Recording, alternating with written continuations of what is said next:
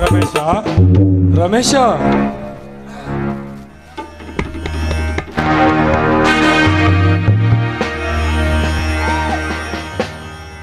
ಯಾರು? ಓ ಅಣ್ಣ, ಈಗ ಬಂದೆಯಾ? ಮುಂದಿನ ತಿಂಗಳು ನಾನೇ ಬರುತ್ತಿದ್ದೆ. ಇಲ್ಲಿಗೇಕೆ ಬರಬೇಕಷ್ಟು ತೆಗೆದುಕೊಂಡೆ? ತಮ್ಮ, ನನಗಂತೂ ತೊಂದರೆಯಾಗಿಲ್ಲ. ನಾನಿಲ್ಲಿಗೆ ಬಂದಿದ್ದು ನನ್ನಿಂದ ನಿನಗೇನಾದರೂ ತೊಂದರೆಯಾಗಿದ್ದರೆ ನಾನು ಈಗಲೇ ಇಲ್ಲಿಂದ ಹೊರಟು ಹೋಗುತ್ತೇನೆ. ಅಣ್ಣನೆಂದು ಅಕ್ಕರೆಯಿಂದ ಕರೆಯದೆ ನೀನಾಡುವ ಮಾತುಗಳನ್ನು ಕೇಳಿದರೆ ನಾನು ಇಲ್ಲಿಗೆ ಬರಲೇಬಾರ್ದಾಗಿತ್ತು ಅನಿಸುತ್ತೆ. ಹಾಗೆಲ್ಲೇನಣ್ಣ, ಸುಮ್ಮನೆ ಮಾತಿನಲ್ಲಿ ವ್ಯತ್ಯಾಸ ಹುಡುಕಿದರೆ ನಾನೇನು ಹೇಳಲಿ? ಬಿಸಿಲಿನಲ್ಲಿ ದಣಿದೆ ಬಂದಿರುವೆ. ಹಸಿವೆಯಾಗಿದ್ದರೆ ಹಣ ಕೊಡುತ್ತೇನೆ, ಊಟ ಮಾಡಿಕೊಂಡು ವಿಶ್ರಾಂತಿ ತೆಗೆದುಕೋ. ನನಗೀಗ ಅರ್ಜೆಂಟ್ ಕೆಲಸ ಇದೆ, ನಂತರ ಮಾತನಾಡೋಣ. ನಿನ್ನ ಮಾತಿನಿಂದ ಹಸಿದ ಹೊಟ್ಟೆಗೆ ಮತ್ತಷ್ಟು ಸಂಕಟವಾಗುತ್ತಿದೆ. ನೋವಿನ ಮನಸ್ಸಿನ ಮೇಲೆ ಬರ ಎಳೆದು ಗಾಯಗೊಳಿಸಿದಂತಾಗಿದೆ. ರಮೇಶ, ಹಿಂದಿನ ಪ್ರೀತಿ ವಾತ್ಸಲ್ಯ ಎಲ್ಲಿಗೆ ಹೋಯಿತು? ನಿನ್ನತ್ತಿಗೆ ಇಷ್ಟು ದಿನಗಳಾದರೂ ನಿನ್ನಿಂದ ಒಂದು ಪತ್ರವೂ ಬರಲಿಲ್ಲವೆಂದು ತಿಳಿದು ದಿನಾಲೂ ಕಣ್ಣೀರು ಸುರಿಸುತ್ತಿದ್ದಾಳೆ. ಅವಳ ಕಷ್ಟ ನೋಡದೆ ನಿನ್ನನ್ನು ಇಲ್ಲಿಂದ ಕರೆದುಕೊಂಡು ಹೋಗಲು ಬಂದರೆ ಅಣ್ಣನೆಂದು ಕರೆಯದೆ ಅಲಕ್ಷ್ಯದಿಂದ ನೀನಾಡುವ ಮಾತುಗಳನ್ನು ಕೇಳಿದರೆ ನಾನು ಇಲ್ಲಿಗೆ ಬರಲೇಬಾರ್ದಾಗಿತ್ತು ಅನಿಸುತ್ತೆ. ನೀನು ಇಲ್ಲಿ ಅಷ್ಟು ಅವಸರವಿದೆ ಎಂದು ಹೇಳಿ ಹೋಗುತ್ತಿದ್ದೀಯಲ್ಲ, ನಿನ್ನ ಅಣ್ಣನ ಮದುವೆಗೂ ಬಾರದಂಥ ಕೆಲಸ ನಿನಗೇನಿತ್ತಪ್ಪ? ಅಣ್ಣ, ಸುಮ್ಮನೆ ಮನಸ್ಸಿಗೆ ಯಾಕೆಷ್ಟು ನೋವು ಮಾಡಿಕೊಳ್ಳುವೆ? ಅತ್ತಿಗೆ ಊರಿನಲ್ಲಿ ಆರಾಮದಿಂದಿರುವಳೆ? ಇದಾಳಪ್ಪ, ಸತ್ತಿಲ್ಲ, ಬದುಕಿದ್ದಾಳೆ. ಈಗ ನೀನಾಡುವ ಮಾತುಗಳನ್ನು ಕೇಳಿದರೆ ಖಂಡಿತ ಎದೆ ಒಡೆದು ಸತ್ತು ಹೋಗುತ್ತಾಳೆ ರಮೇಶ. ಹಿಂದೆ ಅವಳು ಮಾಡಿದ ತ್ಯಾಗ, ಆರೈಕೆ, ಸೇವೆಗಳನ್ನೆಲ್ಲ ಮರೆತು ನಿನ್ನಣ್ಣಂದರು ಮನಮುರುಕರಾದರು. ನೀನಾದರೂ ವಿದ್ಯಾವಂತ, ನಮ್ಮ ಮೇಲಿನ ಪ್ರೀತಿ ತ್ಯಾಗ ಮರೆತಿಲ್ಲವೆಂದು ತಿಳಿದು ಎಷ್ಟೇ ಕಷ್ಟ ಬಂದರೂ ಸಹಿಸಿಕೊಂಡು ನಾನಿಲ್ಲಿಗೆ ಬಂದೆ. ರಮೇಶ, ನಿನಗೊಂದು ನೌಕರಿ ಸಿಕ್ಕ ವಿಚಾರ ನಮಗೆ ತಿಳಿಸದೆ ಹಾಗೆ ಇರುವೆಲ್ಲ. ಅಂದರೆ ನೀನು ನಮ್ಮನ್ನು ಮರೆತು ಬಿಟ್ಟೆಯ? ಎಂಥ ಉಪಕಾರ ಮಾಡುತ್ತಿರುವಿರೋ. ನನ್ನ ನೌಕರಿ ವಿಚಾರ ನಿಮಗೆ ತಿಳಿಸಬೇಕಾಗಿತ್ತು, ಆದರೆ ಕೆಲಸದ ಗಡಿಬಿಡಿಯಲ್ಲಿ ತಿಳಿಸಲಾಗಲಿಲ್ಲ. ಅಷ್ಟಕ್ಕೆ ತಪ್ಪು ತಿಳಿದುಕೊಂಡು ಅಪಾರ್ಥ ಮಾಡಿಕೊಳ್ಳಬೇಡೋಣ. ಈ ಮನೆಯಲ್ಲಿ ಅಣ್ಣ ತಮ್ಮಂದಿರು ಕೂಡಿಕೊಂಡು ಹೊಂದಾಣಿಕೆಯಿಂದ ಬಾಳದೆ ಬೇರೆ ಆಗಿದ್ದಕ್ಕೆ ನಾನೇನು ಮಾಡಲಿ? ಹೆಂಡತಿಯ ಮಾತಿನಂತೆ ನಡೆಯುತ್ತಿದ್ದರೆ ಅಣ್ಣನ ಸಂಸಾರ ಹಾಳಾದಿತ್ತೇನೋ? ಎಷ್ಟು ವರ್ಷ ಜೊತೆಗಿದ್ದರೇನೋ ಒಂದು ದಿನ ಬೇರೆ ಆಗಲೇಬೇಕಲ್ಲವೇ? ಎಷ್ಟೊಂದು ಸಹಜವಾಗಿ ಹೇಳುತ್ತಿರುವೆಯಲ್ಲೋ. ನೀನು ಕೂಡ ಅವರ ದಾರಿ ಹಿಡಿದವನಲ್ಲವೇ? ಈ ಬುದ್ಧಿ ನಮಗೆ ಮೊದಲೇ ಬಂದಿದ್ದರೆ ನೀವು ಭಿಕ್ಷುಕರಿಗಿಂತಲೂ ಕಡೆಯಾಗಿ ತಿರುಗಬೇಕಾಗಿತ್ತು.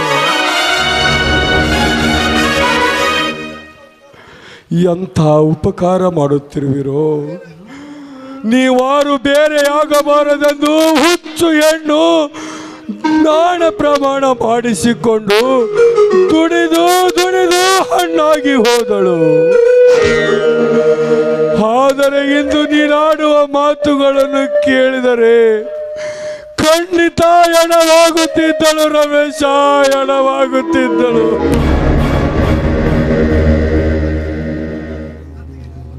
ಅತ್ತಿಗೆ, ನೀವು ಈ ಮನೆಯಲ್ಲಿ ಹಿರಿಯರು. ನಮ್ಮನ್ನು ಬೆಳೆಸಿ ದೊಡ್ಡವರನ್ನಾಗಿ ಮಾಡುವ ಕರ್ತವ್ಯ ನಿಮ್ಮದಾಗಿತ್ತು. ನಿಮ್ಮ ಕರ್ತವ್ಯವನ್ನು ನೀವು ಮಾಡಿದ್ದೀರಿ. ಪ್ರತಿಫಲ ಬಯಸಿ ಮಾಡಿದ ತ್ಯಾಗವನ್ನು ಪ್ರತಿದಿನ ಹೇಳುವುದರಿಂದ ನೀವು ದೊಡ್ಡವರಾಗುವುದಿಲ್ಲ. ನನ್ನ ಪಗಾರ ಬಂದ ತಕ್ಷಣ ಮುಂದಿನ ತಿಂಗಳು ನಿಮ್ಮ ಪಗಾರ ಬಂದ ತಕ್ಷಣ ಹಣ ಕೊಟ್ಟು ಕಳಿಸ್ತೇನೆ. ಅತ್ತಿಗೆ ನೀವು ಆರಾಮದಿಂದ ಇದ್ದು ಬಿಡಿ. ಈ ಮನೆಯಲ್ಲಿ ಯಾರು ಕೂಡಿದರೇನೋ ಯಾರು ದೂರ ಆದರೇನೋ ನನಗಂತೂ ಸದ್ಯಕ್ಕೆ ಊರಿಗೆ ಬರಲು ಆಗೋದಿಲ್ಲ. ಅತ್ತಿಗೆಗೆ ನನ್ನ ನಮಸ್ಕಾರಗಳು ಹೇಳು. ಖರ್ಚಿಗೆ ಎಷ್ಟು ಹಣ ಕೊಡುತ್ತೇನೆ, ಊಟ ಮುಗಿಸಿಕೊಂಡು ಹಿಂದೆ ಊರಿಗೆ ಹೊರಡು. ಸಾಲ ಜಾಸ್ತಿ ಆಗಿದ್ದರೆ ಆಸ್ತಿ ಮಾಡಿ ಸಾಲ ಕೊಡು. ಮನೆಯ ಕಷ್ಟಗಳೆಲ್ಲ ನನಗೆ ಹೇಳಿದರೆ ನಾನೇನು ಮಾಡಲಿ? ದೊಡ್ಡನಾದ ನನಗೆ ಎಂಥ ಬುದ್ಧಿ ಹೇಳಿದರು. ಈ ಜಗತ್ತಿನಲ್ಲಿ ನಿಮ್ಮಂಥ ಮೋಸಗಾರರ ಮರ್ಮವನ್ನು ತಿಳಿಯದ ಮೂರ್ಖರು ನಾವು. ನಿನ್ನ ಮಾತು ಅಕ್ಷರಾಂಶ ಸತ್ಯ.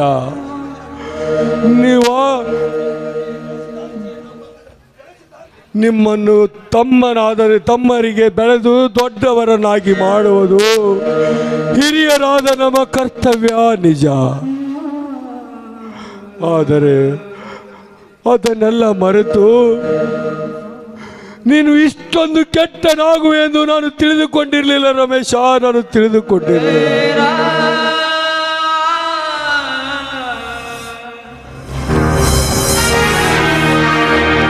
ನನ್ನ ಮೇಲಿರುವ ನಿಮ್ಮ ಪ್ರೀತಿಗೆ ನಾನೆಷ್ಟು ಮಾತನಾಡಿದರೂ ಸಾಲದು.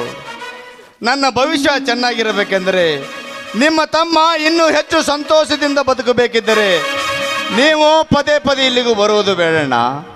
ಈ ಫ್ಯಾಕ್ಟ್ರಿಯ ಮ್ಯಾನೇಜರ್ ಆದ ನನ್ನ ಸ್ನೇಹಿತ ಆತನ ತಂಗಿಯನ್ನು ನನಗೆ ಮದುವೆ ಮಾಡಿಕೊಟ್ಟು ಈ ಫ್ಯಾಕ್ಟ್ರಿಯಲ್ಲಿ ಪಾಲುದಾರನಾಗಿ ಮಾಡುತ್ತೇನೆಂದು ನನಗೆ ಮಾತು ಕೊಟ್ಟಿದ್ದೇನೆ.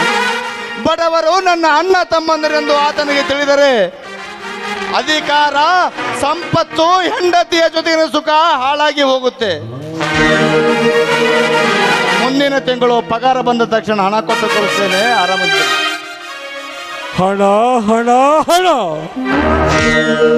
ಯಾರಿಗೆ ಬೇಕಾಗಿದೆ ನಿನ್ನ ಹಣ? ಹಣಕ್ಕಾಗಿ, ಅಧಿಕಾರಕ್ಕಾಗಿ, ಸುಂದರ ಹೆಂಡತಿಗಾಗಿ ಅಣ್ಣ ತಮ್ಮಂದಿರ ಕರುಳ ಬಳ್ಳಿಯನ್ನೇ ಕಡಿದು ಹಾಕುವ ಮೋಸಗಾರರು ನೀವು. ಹಿಂದೆ ಮಾಡಿದ ತ್ಯಾಗಗಳನ್ನೆಲ್ಲ ಮರೆತು ನಿನ್ನ ಅಣ್ಣಂದಿರು ಮನೆ ಹೊರಗಲಾದರು. ನೀನಾದರೂ ವಿದ್ಯಾವಂತನೆಂದು ತಿಳಿದು ನಾನಿಲ್ಲಿಗೆ ಬಂದೆ. ಆದರೆ ನಿನ್ನ ಮಾತುಗಳನ್ನು ಕೇಳಿದರೆ ನಾನು ಇಲ್ಲಿಗೆ ಬರಲೇಬಾರ್ದಾಗಿತ್ತು ಅನ್ಸುತ್ತೆ. ಯಾಕೆ ಹೀಗೆ ಮಾಡಿದೆ ರಮೇಶ? ಹೇಳು ರಮೇಶ, ಹೇಳು.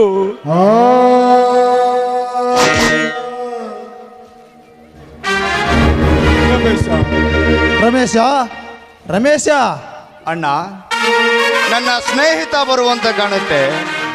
ನೀನು ಒಳಗಡೆ ನಡೆ, ಆತ ಹೋದ ನಂತರ ಬರುವಂತೆ. ಒಳಗೆ ಕಪ್ಪ, ಹೊರಗಡೆ ಹೊರಟು ಹೋಗುತ್ತೇನೆ ರಮೇಶ.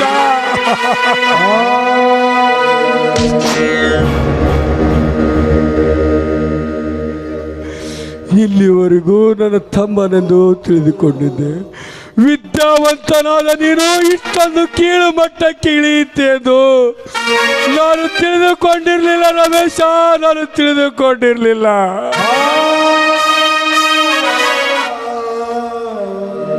ಅಣ್ಣ, ನೀನೇನೇ ಅಂದರೂ ನನಗೆ ನೋವಿಲ್ಲ ಅಣ್ಣ. ದಯಮಾಡಿ ಒಳಗಡೆ ನಡಿ ಅಣ್ಣ.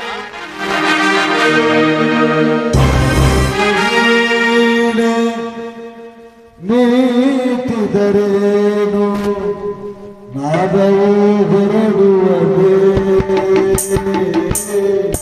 ರಮೇಶ, ಯಾಕೋ ಯಾರೊಂದಿಗೆ ಮಾತನಾಡುತ್ತಿದ್ದೀಯ? ಕೇಳಿಸಿಕೊಂಡಿದ್ದೇನೆ ಎಲ್ಲ. ಕಾರ್ಯಕ್ರಮಕ್ಕೆ ತಡವಾಗಿದೆ ಎಂದು ತಂಗಿ ಅವಸರ ಮಾಡಿದ್ದಾಳೆ. ಆದರೆ ನೀ ಎಲ್ಲ ಸಿದ್ಧತೆಗಳನ್ನು ಮಾಡಿಕೊಳ್ಳದಾಗೆ ಇರುವೆಯಲ್ಲೋ. ಊರಿನಿಂದ ನಿಮ್ಮ ಅಣ್ಣ ಮತ್ತು ಅತ್ತಿಗೆ ಯಾರಾದರೂ ಬಂದಿದ್ದಾರೇನೋ? ಇಲ್ಲ ಸುರೇಶ, ನಮ್ಮ ಮನೆಯ ಪರಿಚಯಿಸಿದವರು ನಾನು ನಿಲ್ಲಿರುವುದನ್ನು ಕಂಡು ಮಾತನಾಡಿಸಲು ಬಂದಿದ್ದರು. ಊಟ ಮಾಡಿಕೊಂಡು ವಿಶ್ರಾಂತಿ ತೆಗೆದುಕೊಳ್ಳೆಂದು ನಾನೇ ಅವರನ್ನು ಒಳಗಡೆ ಕಳಿಸಿರುವೆ.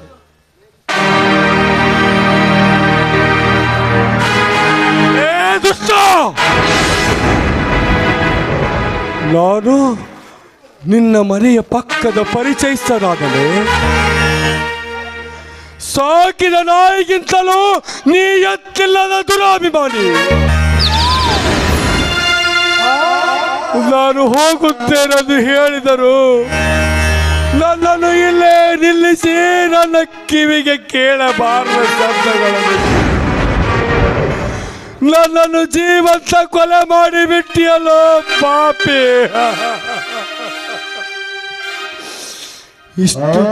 ಇಷ್ಟೊತ್ತು ನೀನು ಮಾತನಾಡಿದರು ಸಣ್ಣವನೆಂದು ಸಹಿಸಿಕೊಂಡು ಸುಮ್ಮನಾಗಿದ್ದೆ. ಆದರೆ ಇಂದು ನನ್ನನ್ನು ಅಧೋಗತಿಗೆ ತಂದು ಬಿಟ್ಟಿಯಲ್ಲೋ ಪಾಪಿ.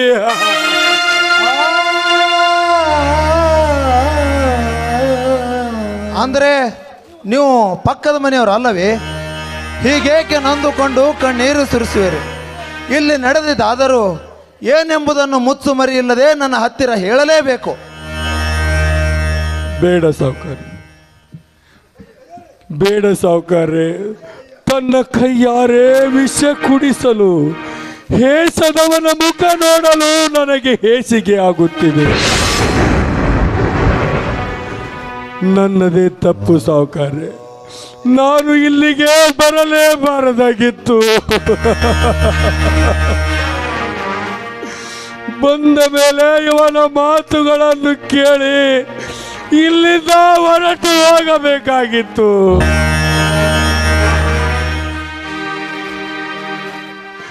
ಇವನು ನನಗೇನು ಸಂಬಂಧಿಕನಲ್ಲ.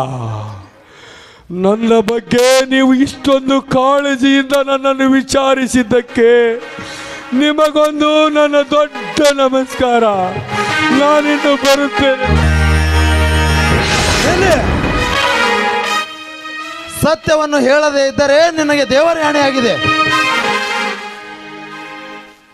ಸಾವುಕಾರ್ಯ, ನಿಮ್ಮೆದುರು ನಿಂತಿರುವ ಈ ವಿದ್ಯಾವಂತನಿಗೆ ನಾನಿಲ್ಲಿಗೆ ಬರುವುದಕ್ಕಿಂತ ಮುಂಚೆ ಇವನ ಪ್ರೀತಿಯ ಅಣ್ಣನಾಗಿದ್ದೆ.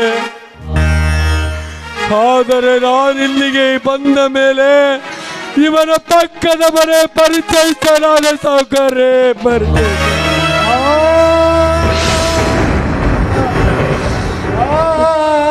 ನನ್ನ ತಮ್ಮ ವಿದ್ಯಾವಂತ, ಒಳ್ಳೆ ಅಧಿಕಾರಿ ಎಂದು ಈ ಜಗತ್ತಿನವರು ಹೇಳಿಕೊಂಡು ತಿರುಗಬೇಕಾದ ನನಗೆ ತಲೆ ತಗ್ಗಿಸಿ ಬದುಕುವಂತೆ ಮಾಡಿದ ಸಾವುಕಾರ್ಯ. ತಲೆ ತಗ್ಗಿಸಿ ಬದುಕುವಂತೆ.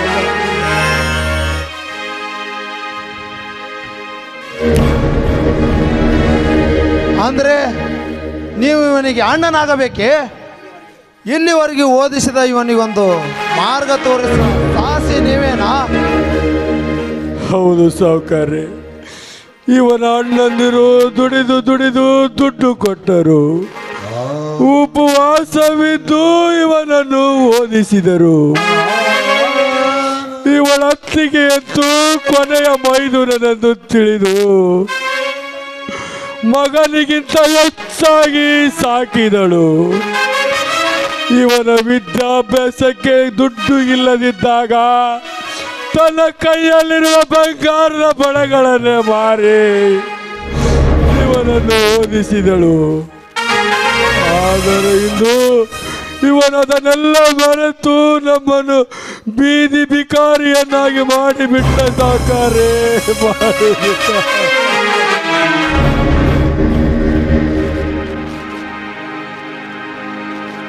ಸಮಾಧಾನ ತೆಗೆದುಕೊಳ್ಳಿ. ನಿನ್ನ ಮನಸ್ಸಿನ ನೋವು ನನಗೆ ಅರ್ಥವಾಗುತ್ತದೆ. ರಮೇಶ, ಸಾಕಷ್ಟು ಸಂಸಾರದಲ್ಲಿ ಕಷ್ಟಗಳನ್ನು ಅನುಭವಿಸಿದರು. ನಿಮ್ಮ ತಮ್ಮಂದಿರು ಬೇರೆಯವರು ಯಾರಾದರೂ ಆ ಸಂಕಷ್ಟವನ್ನು ನಿನ್ನ ಎದುರು ಹೇಳಿ ನಿನ್ನಲ್ಲಿ ಆ ನೋವನ್ನು ಮರೆಯಬೇಕೆಂದು ಹಂಬಲ ಹೊತ್ತು ಬಳಿಗೆ ಬಂದರೆ ನೀನು ಅಣ್ಣನಿಗೆ ಅಣ್ಣ ಎಂದು ಆದರೆ ತೋರಿ ಕರೆದವನು. ನೀನು ದಾರಿಯನ್ನು ತಪ್ಪಿದೆಯಲ್ಲೋ ಮೂರ್ಖ. ನಿನ್ನ ಮೇಲೆ ಎಷ್ಟೊಂದು ಅಭಿಮಾನ ಇಟ್ಟಿದೆ, ಆದರೆ ಸುಮ್ಮನೆ ಯಾಕೆ ನಿಂತಿರುವೆ ಹೇಳು? ಅವನೇನು ಹೇಳುತ್ತಾನೆ ಸಾವುಕಾರ್ಯ?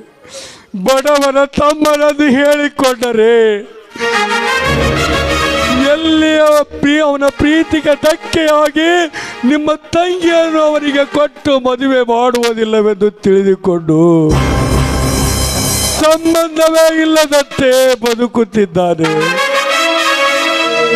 ಅವನಿಗೊಂದು ನೌಕರಿ ಸಿಕ್ಕ ವಿಚಾರವೂ ಕೂಡ ನಮಗೆ ತಿಳಿಸದೆ ಹಾಗೆ ಇರುವುದು. ಅವನು ಎಲ್ಲಿಯಾದರೂ ಇರಲಿ, ಸುಖವಾಗಿರಲಿ. ಇಲ್ಲಿಗೆ ನನ್ನ ಎಲ್ಲ ತಮ್ಮಂದಿರು ಸತ್ತು ಹೋದರು ಸಾಕಾರ.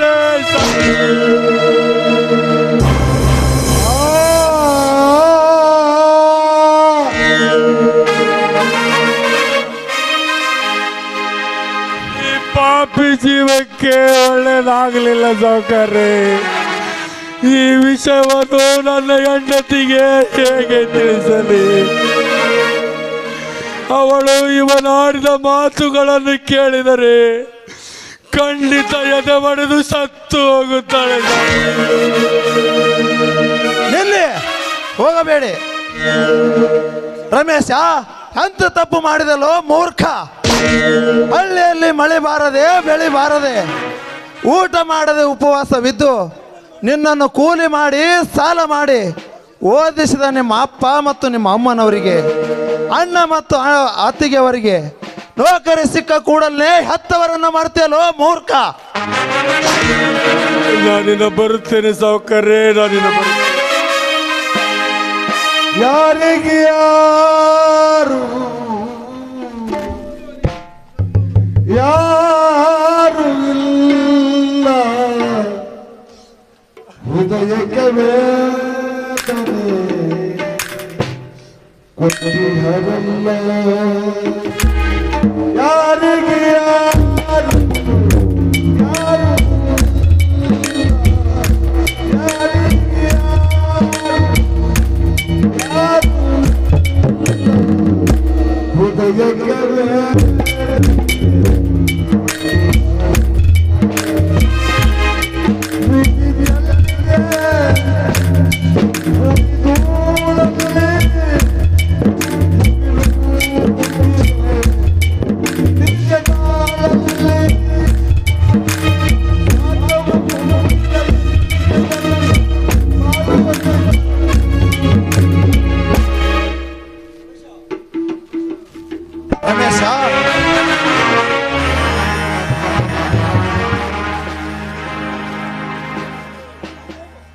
ರಮೇಶ,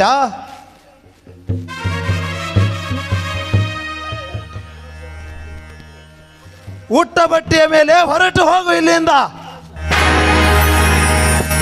ಸುರೇಶ, ನೀನೇ ನನ್ನ ಹೊರ ಹಾಕಿದರೆ ನಾನು ಹೇಗೆ ಬದುಕಲಿ? ಲಕ್ಷದಷ್ಟು ಲಂಚ ಕೊಟ್ಟರೂ ನೌಕರಿ ಸಿಗದ ಕಾಲದಲ್ಲಿ ನಿನ್ನ ಅಣ್ಣ ಮತ್ತು ನಿನ್ನ ಅತ್ತಿಗೆಯರು ಅನೇಕ ಅಭಿಮಾನದಿಂದ ಅನೇಕ ಪತ್ರಗಳನ್ನು ನಿನಗೆ ಗೊತ್ತಾಗದಂತೆ ಓದಿ ಅವರ ಕಷ್ಟದಲ್ಲಿಯೂ ನಿನ್ನನ್ನು ಓದಿಸಿದವರು. ಅವರ ಹಿರಿದಾದ ಗುಣಕ್ಕೆ ನಾನು ಮೆಚ್ಚಿದೆ. ಅಣ್ಣ ತಮ್ಮಂದಿರು ಪಡೆದ ಅದೃಷ್ಟಕ್ಕೆ ನೀನು ಆದು ಪಟ್ಟ ಹಿಡಿದೆಯಲ್ಲೋ ಮೂರ್ಖ. ನಿನ್ನ ವಿಶಾಲ ಹೃದಯವನ್ನು ಅರಿಯದೆ ತಪ್ಪು ತಿಳಿದೆ. ಬಡವರು ನನ್ನ ಅಣ್ಣ ತಮ್ಮಂದಿರೆಂದು ನನ್ನ ಕೈ ಬಿಡುತ್ತಾರೆಂದು ನಾನು ಅಣ್ಣನಿಗೆ ಅವಮಾನ ಮಾಡಿದೆ. ನನ್ನ ತಪ್ಪನ್ನು ಕ್ಷಮಿಸಿಬಿಡು. ನನ್ನಂಥ ಅಣ್ಣ ತಮ್ಮಂದರಿಂದ ನನ್ನ ಅತ್ತಿಗೆ ಅಣ್ಣ ತಮ್ಮಂದರಿಗೆ ಬದುಕಿಗೆ ಸುಖ ಸಿಗಲಿಲ್ಲ. ಸುರೇಶ, ನೀನೇ ನನ್ನ ಹೊರ ಹಾಕಿದರೆ ನಡು ನೀರಿನಲ್ಲಿ ಕೈ ಬಿಟ್ಟಂತೆ ಆಗುತ್ತದೆ. ಸುರೇಶ್, ನಿನಗೆ ತೊಂದರೆ ಬಂದಾಗ ಎಲ್ಲ ಅರಿವಾಗುತ್ತದೆ. ದಾರಿ ಬಿಟ್ಟವರಿಗೆ ದೇವರಿಲ್ಲ, ನಿನ್ನಂಥವ್ರಿಗೆ ಎಂದೂ ಸುಖ ಗೌರವ ಸಿಗುವುದಿಲ್ಲ.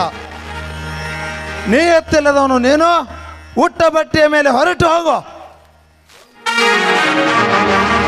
ಹೌದು ಸುರೇಶ್, ಪಶು ಪಕ್ಷಿಗಿಂತಲೂ ಕಡೆಯೇನಾದೆ. ನನ್ನ ಅತ್ತಿಗೆ ಅಣ್ಣ ತಮ್ಮಂದಿರಿಗೆ ಬೆನ್ನಿಗೆ ಚೂರಿ ಹಾಕಿ ಕೊಂದು ಹಾಕಿದೆ. ಅವರ ನೋವು ಕಣ್ಣೀರು ನನ್ನನ್ನು ಸಾಯಿಸದೆ ಬಿಡದು. ದಾರಿ ಬಿಟ್ಟ ನನಗೆ ದೇವರು ಎಷ್ಟು ಶಿಕ್ಷೆ ಕೊಟ್ಟರೂ ಸಾಲದು. ದೇವರಂತ ನನ್ನ ಅತ್ತಿಗೆ ಅಣ್ಣ ತಮ್ಮಂದಿರಿಗೆ ಮೋಸ ಮಾಡಿ ಈ ಭೂಮಿಯಲ್ಲಿ ಬದುಕಲು ಅಯೋಗ್ಯ ನಾನು. ನನ್ನ ತಪ್ಪನ್ನು ನೀನೇ ಕ್ಷಮಿಸು, ದೇವರೇ ಕ್ಷಮಿಸಲಿ. ನನಗೆ ಸಾಯುವುದೊಂದೇ ಮಾರ್ಗ. ನನಗೆ ಇಲ್ಲಿವರೆಗೂ ಸ್ಥಾನಮಾನ ಕೊಟ್ಟು ಕಾಪಾಡಿದ ನಿನಗೆ ನನ್ನ ಅನಂತ ನಮಸ್ಕಾರಗಳು. ನಾನಿಲ್ಲಿಂದ ದೂರ ಹೋಗುವೆ, ಈ ಜಗದಿಂದ ಬಹು ದೂರ ಹೋಗುವೆ. ಎಲ್ಲೋ ಮಾಡಿದ ಪಾಪಕ್ಕೆ ಪ್ರಾಯಶ್ಚಿತ ಒಂದೇ ದಾರಿ. ಸತ್ತರನ್ನು ನಿನ್ನನ್ನು ಆ ದೇವರ ಸ್ವರ್ಗಕ್ಕೆ ಕರೆದುಕೊಳ್ಳಲಾರೆ, ನರಕಕ್ಕೆ ಕಳಿಸುತ್ತಾನೆ. ನಿನ್ನ ಅಣ್ಣ ಅತ್ತಿಗೆ ಪಾದದ ಮೇಲೆ ಬಿದ್ದು ಕ್ಷಮೆ ಕೇಳು. ಆದರೆ ನೀನು ಪಾವನ ಮುಕ್ತನಾಗಕ್ಕೆ ಬುದ್ಧಿಯನ್ನು ಕಳೆದುಕೊಂಡು ದುರ್ಮಾರ್ಗದಲ್ಲಿ ನಡೆದ ನನ್ನನ್ನು ಸನ್ಮಾರ್ಗಕ್ಕೆ ಕರೆತಂದ ನಿನ್ನಂಥ ಮಹಾನ್ ವ್ಯಕ್ತಿಯನ್ನು ಸ್ನೇಹಿತನನ್ನಾಗಿ ಪಡೆದ ನನ್ನ ಜನ್ಮ ಸಾರ್ಥಕವಾಯಿತು. ಕಲ್ಮಸೆಯಿಂದ ಕೂಡಿದ ನನ್ನ ಮನಸ್ಸು ಪಾವನಗೊಂಡಿತ್ತು. ಹಾ ಸುರೇಶ, ನಡೆ ಹೋಗೋಣ. ದೂರ ಇದೆ